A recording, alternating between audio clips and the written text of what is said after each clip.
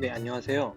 오늘은 분자 간 상호작용 중 세 번째로 소개할 바로 수소 결합에 대해서 설명할 텐데요.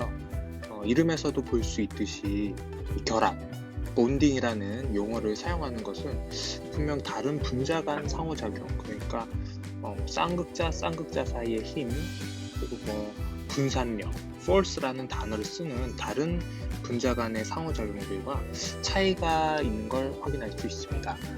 결론부터 말하자면 사실 이 수소 결합은 결합이라는 용어를 쓸 정도로 분자 간 인력 중에서는 사실 가장 강한 힘이고, 이거는 끓는 점이나 녹는 점에도 아주 크게 영향을 미치게 됩니다. 일반적으로 분자량이 클수록 분자 간 힘이 커서 끓는 점이 높다고 해요. 왜 그런지는 지난 시간에 설명을 다 드렸고요.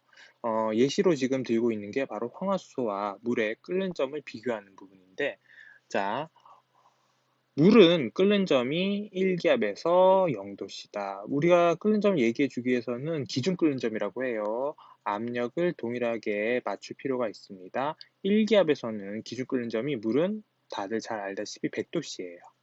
그런데 분자량이 물보다 훨씬 더 큰 34, 분자량이 34인 황화수소는 끓는 점이 1기압에서 마이너스 60도씨밖에 안 된다는 거예요. 이거 왜 그런지를 좀 그림을 통해서 설명을 드려야 될 것 같은데, 일단 오른쪽에 나와 있는 판서를 한번 보세요.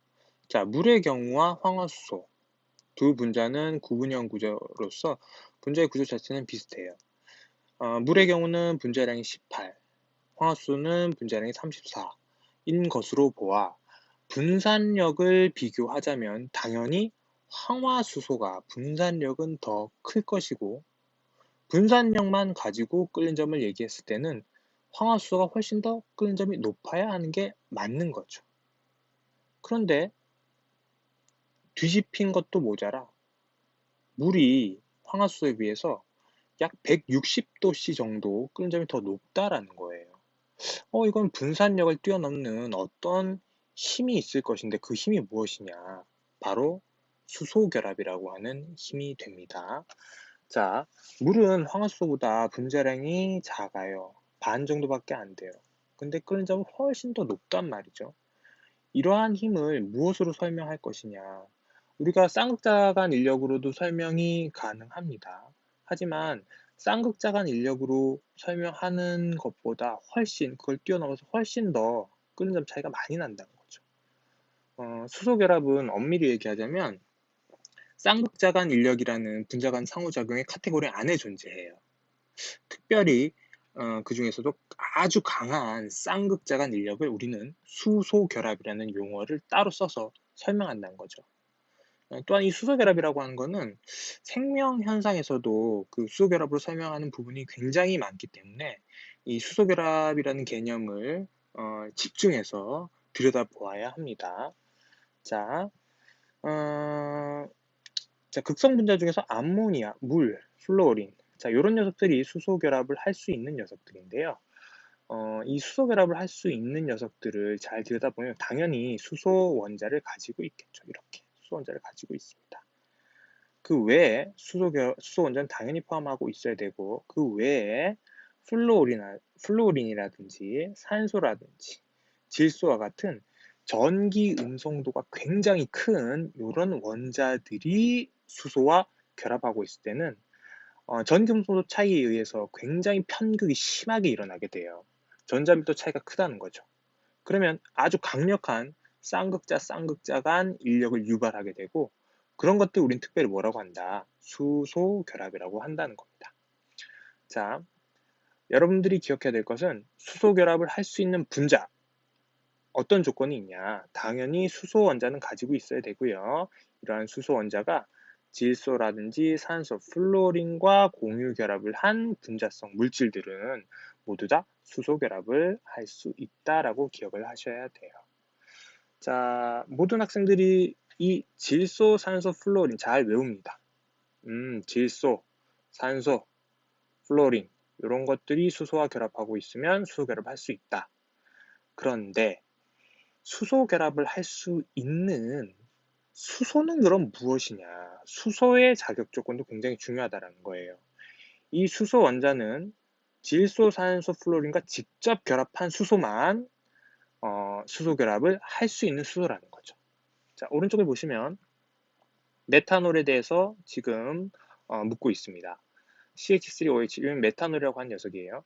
메탄올에서 수소 결합이 가능한 수소 원자라고 지금 묻고 있어요. 자, 우리가 지금 보면 메탄올을 구조식으로 그렸을 때는 이렇게 그릴 수 있어요. 이런 식으로 그릴 수 있습니다. 근데 이 메탄올을 잘 들여다보면 수소가 총 몇 군데 있냐면 하나, 둘, 셋, 네 군데의 수소가 존재한 것을 볼 수 있죠. 메탄올은 수소 결합이 가능한 분자입니다. 하지만 메탄올에 존재하는 모든 수소가 수소 결합을 할 수 있느냐? 그렇지가 않다는 거예요. 바로 어떤 수소만 플로린, 산소, 질소와 직접 결합한 수소 원자만 수소 결합을 할 수 있어요. 그러면 따져봤을 때 이 네 개의 수소 원자들 중에서 실제 수소 결합이 가능한 수소는 바로 이 녀석. 요 수소, 산소와 직접 결합하고 있죠. 요 수소만 수소 결합을 할 수 있다. 어떤 식으로? 이런 식으로 수소 결합하게 되겠죠.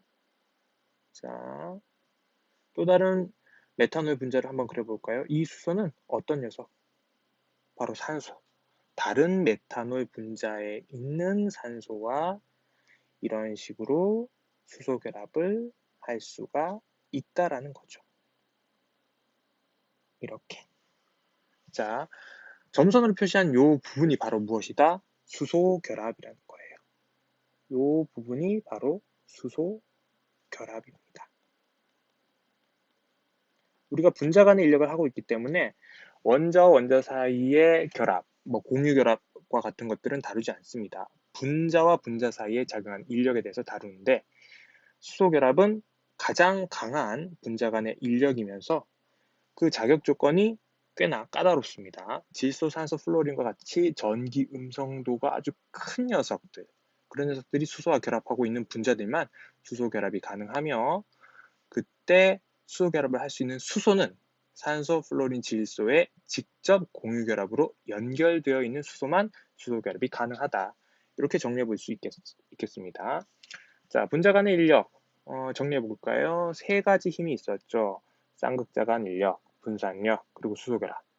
그런데 가장 강한 분자 간의 인력은 바로 수소 결합이에요. 수소 결합. 수소 결합이고요. 수소 결합이 가장 강한 분자 간의 인력이고, 그 다음에 분산력은 가장 약한 분자 간의 인력이라고 할 수 있습니다.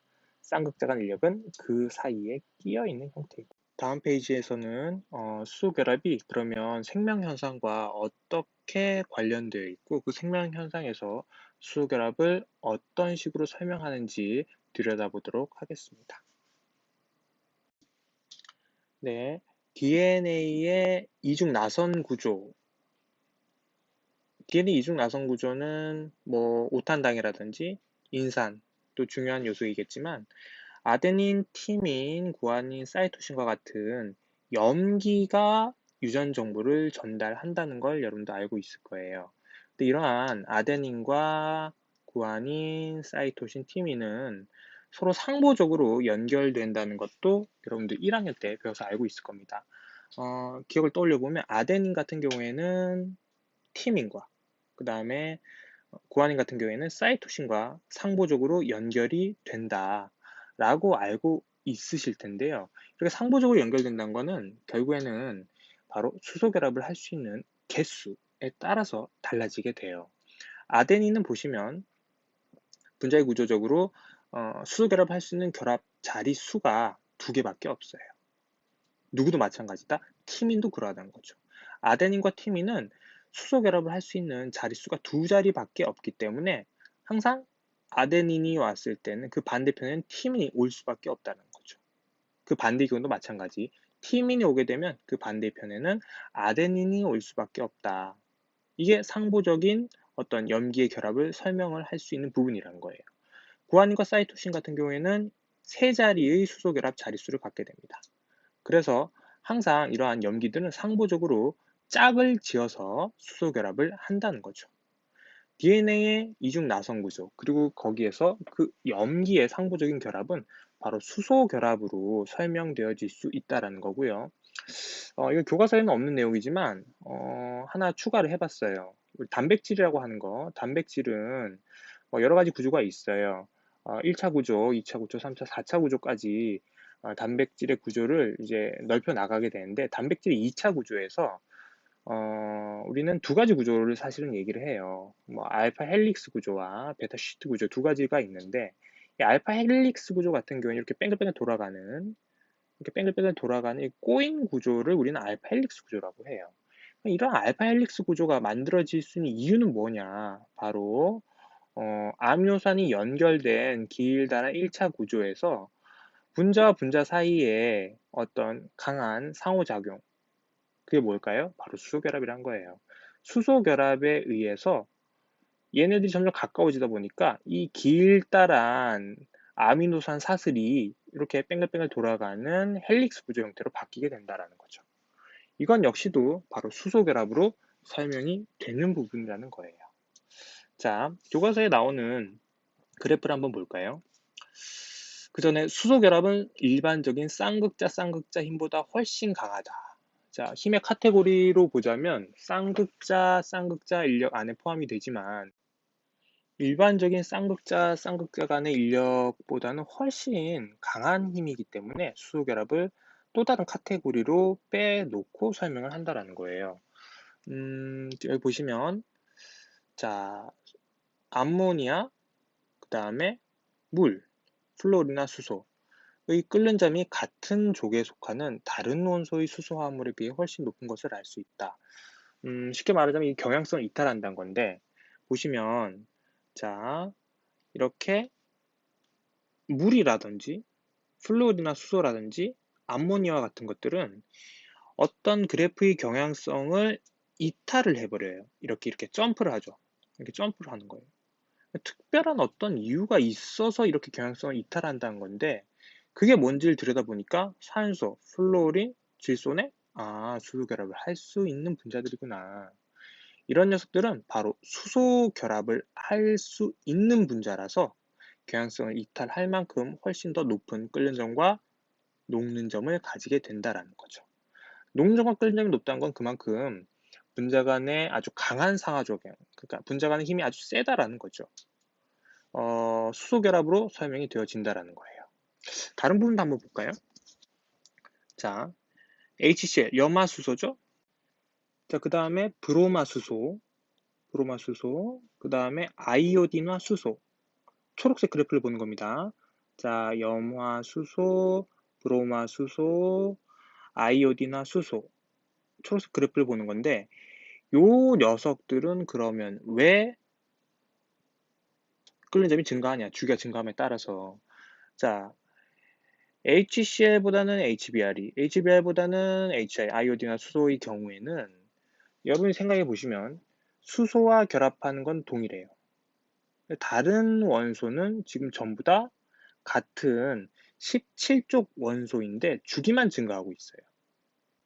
자, 그런 경우에 우리가 이거를 극성 분자니까 얘는 쌍극자 사이의 힘으로 설명이 될 거냐, 설명이 안 된다는 거예요. 왜 그런지 설명드리면, 전기 음성도를 우리가 비교했을 때 염소랑 브로민 그리고 아이오딘 중에서 가장 전기 음성도가 큰 녀석이 누구냐? 바로 염소의 염소. 그러면 동일한 수소와 결합한다고 했을 때 이 전기 음성도의 차이가 가장 큰 놈도 누구냐? 바로 HCl. 이 녀석의 전기 음성도의 차이가 가장 커요. 그러면 쌍극자 간 인력, 쌍극자 사이 힘도 누가 가장 세냐? HCl이 가장 크다는 거죠. 그럼 이 녀석이 가장 끓는 점이 높아야 되는데 그렇게 됩니까? 아니죠. 반대가 되네? 그러면 이 세 녀석은 수소 결합도 하지 않는다. 그 다음에 쌍극자 사이의 인력, 즉 전기음 성도의 차이로도 설명이 안 된다. 그럼 나머지 하나 남은 힘은 뭔가? 분산력이라는 거죠, 분산력. 염소, 브로민, 아이오딘으로 갈수록 같은 쪽에서 주기가 증가하니까 원자량이 증가하겠죠. 원자량이 증가하니까 분자량도 따라서 증가한 거죠. 분자량이 증가함에 따라서 끓는 점이 증가한다. 이건 뭐로 설명할 거냐? 바로 분산력으로 설명해야 된다는 거예요. 자, 이 초록색 그래프에서 바로 염화수소, 브로마수소, 아이오딘화 수소의 끓는 점, 이 세 녀석의 끓는 점은 분산력으로 설명을 해야 된다. 자, 그 다음 마지막 그래프, 파란색 그래프를 한번 봅시다. 파란색 그래프. 자, 파란색 그래프 같은 경우에는 CH4, SiH4, 게르마늄인 것 같고, 얘는 주석인 것 같은데, 얘네들 같은 경우에는 그러면 끓는 점이 왜 이렇게 될 거냐? 이 녀석들은 공통점이 있습니다. 바로 정사면체 형태의 무극성 분자라는 거예요. 탄소, 그 다음에 실리콘, 규소죠? 게르마늄, 주석, 이 녀석들은 전부 다 14족 원소로서 원자과 전자가 4개예요. 그럼 이런 녀석들이 수소와 공유결합을 한다고 했을 때 분자의 형태는 바로 정사면체의 형태를 한다는 거죠. 이러한 정사면체는 무극성 분자로 분류가 된다라는 거예요. 무극성 분자는 가질 수 있는 힘이 뭐밖에 없다? 분산력 하나밖에 없다라는 거죠. 그러면 확인만 하면 되는 거예요. 탄소, 규소, 게르마늄, 주석. 주기가 증가하는구나, 원자량이 증가하는구나, 분자량이 증가하는구나, 분산력이 증가하는구나. 결국 분산력으로 이 끓는 점을 설명할 수 있다라는 겁니다. 그래프 상에서 끓는 점이 왜 이렇게 되냐? 그것을 우리는 무엇으로 설명한다? 분자 간의 인력, 분자 간의 상호작용 세 가지 중에 하나로 설명을 할 수 있다라는 겁니다. 자, 마지막 페이지입니다. 분자 간 상호작용의 크기와 끓는 점의 관계. 결론부터 얘기하자면 분자 간 상호작용의 크기가 클수록, 즉 분자 간의 인력이 강할수록 끓는 점은 높아진다. 그게 핵심인 거고요. 그것만 기억하시면 돼요. 밑에 나오는 탐구 자료라든지 자료 해석 부분은 배포해드린 노트 필기 자료, 교과서 노트 필기 자료를 보고 참고해서 여러분들이 작성해 보도록 하시고요. 이번 시간에는 노트 필기자료 상단에 표시된 이런 예시문들을 통해서 분자 간 상호작용과 끓는 점이 어떤 연관성이 있는지를 정리해 보는 시간으로 가져갈게요. 먼저 BP라고 표현하면 보일링 포인트라고 했었죠. MP, 멜팅 포인트, 녹는 점. 자, 끓는 점이나 녹는 점과 같은 어떤 물리적인 현상을 설명할 때 우리는 이것을 분자 간 상호작용으로 설명한다라는 거예요. 여러분들한테 특정 물질의 끓는 점이 몇 도냐 이렇게 묻지 않습니다. 실험적인 결과를 들이밀어 주는 거예요. 야, 끓는 점이 이렇게 되는데 이거 왜 그런 거냐? 왜? 이걸 뭐로 설명할래? 그럼 여러분들은 분자 간의 인력으로 설명하는데 세 개 중에 하나인 거죠, 뭐. 분산력, 쌍극자 간 인력, 그다음에 수소결합. 이 세 가지 중에 하나로 여러분이 설명만 할 수 있으시면 된다라는 거예요. 자, 첫 번째 예시로 염화수소와 그 다음에 브로마수소 그리고 아이오딘화 수소, 요거는 앞서 설명드렸던 그 초록색 그래프로 이미 다 설명이 되어진 부분이죠. 염소, 브로민, 아이오딘 전부 다 17쪽 할로젠 원소죠. 주기가 증가함에 따라서 원자량도 증가하고 그러다 보니까 분자량도 증가하더라. 분자량이 증가함에 따라서 끓는 점이 증가한다. 이건 뭐다? 분산력이다. 쌍극자 간 인력으로 왜 설명이 안 되는지는 앞서서 설명드렸습니다. 전기 음성도를 보면 염소가 가장 크기 때문에 쌍극자 간 인력으로 설명하려고 하면 이거는 이 그래프가 반대가 돼야 돼요. 끓는 점의 순서가 반대가 돼야 됩니다. 근데 분자량 순서대로 끓는 점이 증가하는 것으로 보아 이것은 분산력 영향으로 봐야 된다라는 거. 그 다음 두 번째. 자, 염화수소랑 플루오린이 있더라. 자, 그러면 일단 염화수소와 플루오린을 비교하는데 염화수소가 수소결합을 하나요? 안 하죠. 수소결합으로는 설명 못 하는 거야. 그럼 남은 건 두 개죠. 분산력 아니면 쌍극자 간 인력인데, 자, 분산력으로 설명을 하기에는 분자량이 설명이 안 된다는 거예요. 염화수소 같은 경우에는 36.5의 분자량을 가지는데 반해 플루오린 플로린 같은 경우는 38의 분자량을 가져요. 그러면 분산력으로 설명을 한다라고 했을 때는 플로린이 더 끓는 점이 높아야 된다는 거죠. 아, 그럼 이건 뭐다? 분산력도 아니다. 이건 뭐로 설명해야 되냐? 얘는 바로 쌍극자간 인력으로 설명해야 된다는 거죠. 이건 왜 그렇다? 쌍극자간 인력. 쌍극자간 인력. 이렇게 설명을 할 수 있으면 된다는 거예요. 위에 있는 건 뭐였죠? 요거는 바로 그렇죠. 분산력으로 설명되어진다. 자, 멜팅 포인트. 녹는 점도 한번 볼까요? 녹는 점. 녹는 점 같은 경우에는 물, 0도씨죠. 자, 그 다음에 아이오딘. 아이오딘, 114도씨라고 나와요.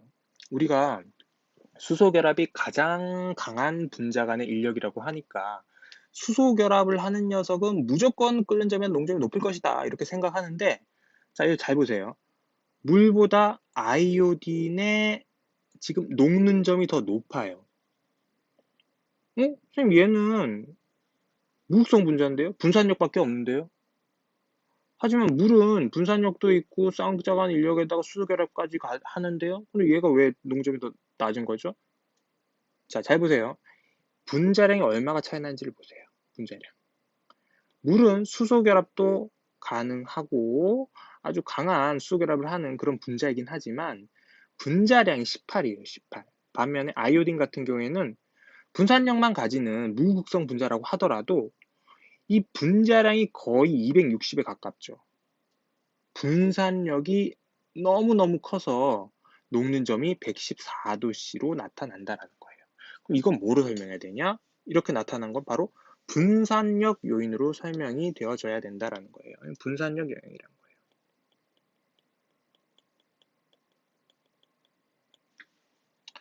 자, 그럼 이번 종합해서 한번 볼까요? 수소가 있습니다. 수소가 있는데, 자, 수소는 분자량이 4예요. 수소의 어는 점이에요. 녹는 점 260도입니다. 산소는 분자량이 30이에요. 녹는 점이 마이너스 218도예요. 아, 산소가 수소보다는 녹는 점이 더 높구나. 왜 그럴까? 왜 그럴까? 왜 그런지를 여러분들이 설명하시면 돼요. 분자간 인력으로. 둘 다 무극성 분자죠. 가질 수 있는 힘은 뭐밖에 없다? 분산력밖에 없다. 분자량은 누가 더 크다? 산소가 수소보다 더 크다. 거의 8배네요. 분자량이 더 크기 때문에 이건 뭐 분산력으로 설명한다는 거죠. 분산력 요인이다. 분산력. 분산력 때문에 이렇게 녹는 점이 더 높게 나타나더라. 자, 산소와 염화수소를 비교해 볼까요? 산소와 염화수소. 자, 산소와 염화수소를 비교해 보자. 자, 요때는 여러분이 조금 헷갈릴 수 있는데, 자, 일단 분자량이 30이고 분자량이 36.5예요. 아, 분자량이 더 크구나.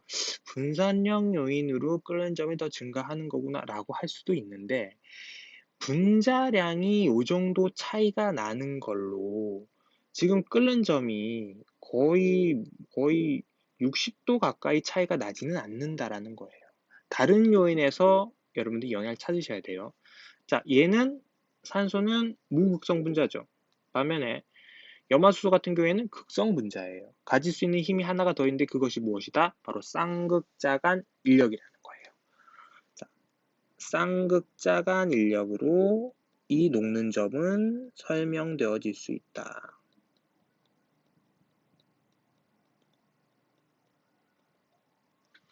염화수소는 수소 결합은 하지 않죠. 그래서 그런 겁니다. 자, 그 다음 염화수소와 물의 경우는, 자, 염화수소와 물의 경우는 뭐 명확한 거죠. 염화수소는 지금 36.5, 물은 18. 아, 분자량이 더 줄어들었네. 그럼에도 불구하고 끓는 점, 죄송합니다. 녹는 점이 더 높다. 그것도 160도 가까이. 녹는 점이 160도 가까이 더 높다라는 거는 이거는 분산력으로는 설명이 안 된다는 거고요. 그 다음에 이 쌍극자간 인력으로 설명할 수 있느냐? 그것도 아니라는 거예요. 명확한 게 하나 있죠. 산소. 산소는 무엇을 할 수 있습니까? 수소 결합을 할 수 있죠. 수소 결합을 할 수 있는 산소가 지금 포함이 되어 있다. 수소 결합, 명확하게 수소 결합으로 이 끓는 점, 죄송합니다. 녹는 점의 차이를 설명할 수 있다는 거예요. 자, 그래서 정합해 보면 일단 첫 번째 유형, 무극성 분자들끼리 비교하는 경우. 무극성 분자끼리 비교할 때는 사실은 답은 이미 나와 있어요. 요인은 분산력이에요. 왜? 가질 수 있는 힘이 분산력밖에 없기 때문에.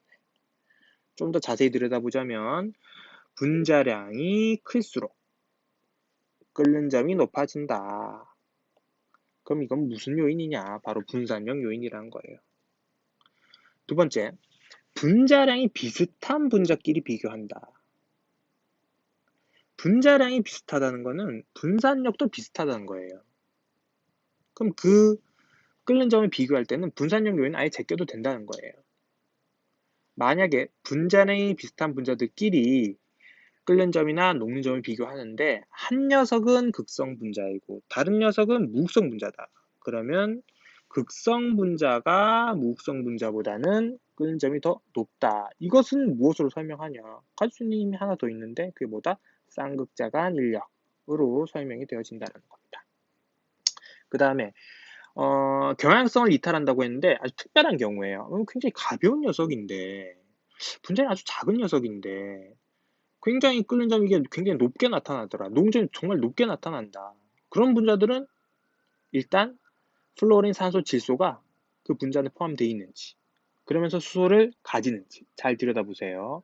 대부분 그런 경우는 수소 결합으로 인해서 아주 높은 녹는 점과 끓는 점을 가진다라고 설명할 수 있다는 거죠. 수소 결합으로 설명되어진다는 거예요. 자, 여기까지 해서 오늘 준비한 강의는 마칠 거고요. 분자 간의 상호작용, 이것을 끓는 점이나 녹는 점을 설명할 때 어떻게 쓸 것인지 한번 연습을 해 보도록 합니다. 자, 형성평가 문제를 올려놨으니까 한번 그것도 같이 풀어보도록 하세요. 자, 강의 듣느라 고생 많으셨습니다.